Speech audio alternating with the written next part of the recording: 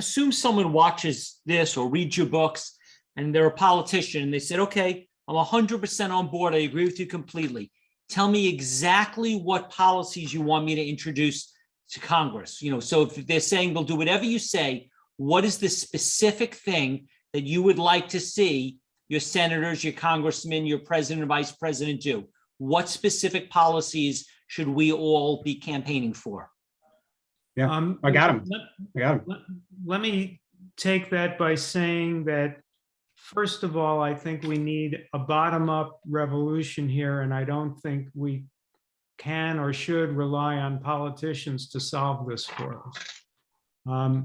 But secondly, to the extent that politicians can do anything, I think the most important thing they could probably do now that would be even remotely feasible, but even this is a long shot, would be to end farm subsidies the way they currently exist for animal agriculture. Now, when I say it might not be feasible, I'm just talking politically. That's one thing where the Republicans and Democrats all seem to agree, is they give subsidies to animal agriculture. So it's a tough vote to cast, apparently.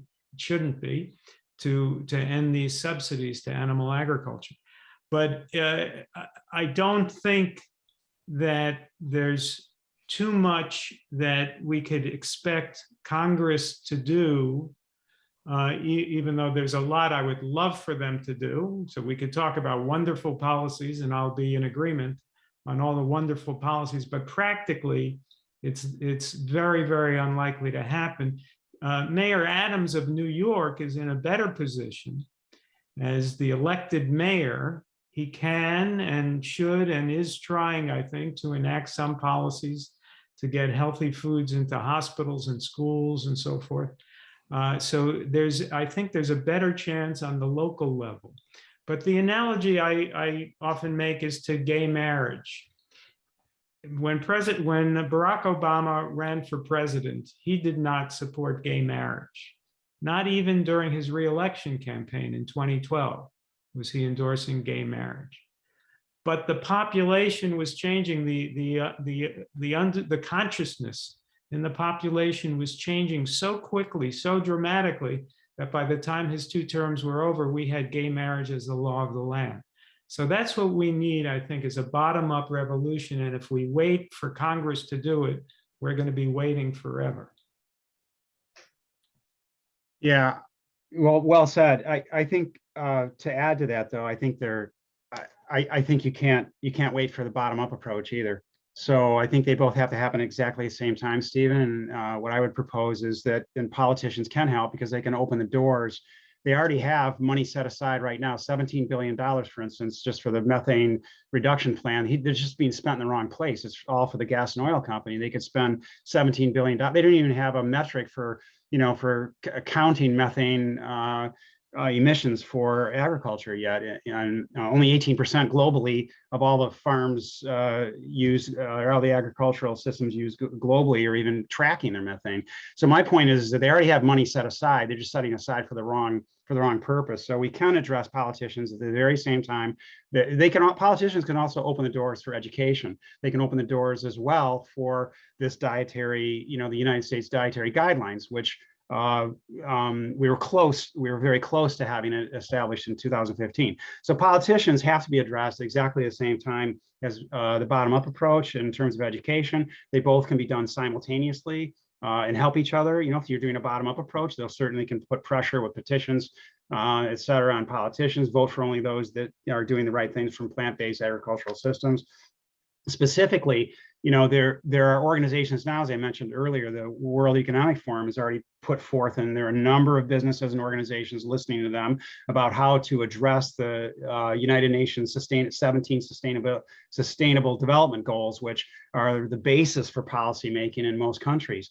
And so there's already organizations that have spread this out, projecting very clearly that we can create jobs, we can create revenue. And so very specifically, you wanted some specifics, Stephen. So for instance, we can use the $770 billion that's used right now in animal agriculture. It's about $735 billion per year globally for land-based terrestrial. agriculture, and it's about $35.4 billion for the fishing industry. So we can use that money to be spent not on subsidizing continued devastation, but for transitioning jobs. Nobody would have to lose their job. Say, for instance, the 39 million people that are direct fisher people in the world, not the other ones in auxiliary, ancillary type of jobs that bring it up to about 250 million. But I'm talking about the 39 million that would complain and say, Dr. Rao and Glenn and Stephen and Dr. Oppenlander, how, what do you do with the 39 million fishermen that are fisher people that are going to lose their jobs? Well, here's what you do. You use the funding, the $35 billion, and you have them plant kelp forests. This is what I'm going to be talking about tomorrow.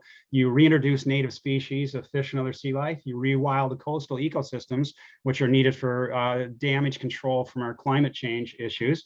You reforest mangroves, which I talked about on Saturday. There's 32 million hectares of mangroves that have been devastated. You restore seagrass meadows and salt marshes, which would then increase climate change, or excuse me, sequestration. You rebuild coral reef systems, and you help the endangered bivalves and oysters and things, and you clean up beaches and coastal systems, and you lobby for upstream agricultural systems to change. You lobby and educate policymakers for what's being created upstream that Glenn mentioned, and we mentioned earlier about phosphorus and nitrogen runoff. So those are some of the jobs that you could easily transition 39 million fisher persons into those. And it's just a matter of putting these in front of those policy makers and government officials that are where the money's going. They wouldn't have to lose their jobs. And in the process, we would then do all these things that we're talking about empirically. We'd bring back, sequestration. We'd draw down, the excessive carbon dioxide that's there now, and you'd build back biodiversity. All the things we've been talking about, and you do the exact same thing on land. Those are what I would call blue carbon jobs on land. You do reforestation projects, planting of trees, reforestation. But basically you transition existing farmers, and you create job opportunities for, we're outgrowing the farmers are outdating themselves, in terms of their age. The average farmer is like 55 years old or 60 years old now, and so we make it attractive for young farmers to be doing nature-based, specific plant-based type jobs, and there's money set aside right now for that. We could create funding as well by doing this penalizing that they're essentially doing now for methane. It's going to be taking place where $900 per ton of methane emitted is going to be enacted, or will be in place by the end of next year, and it's going to rise to $1,500 a ton.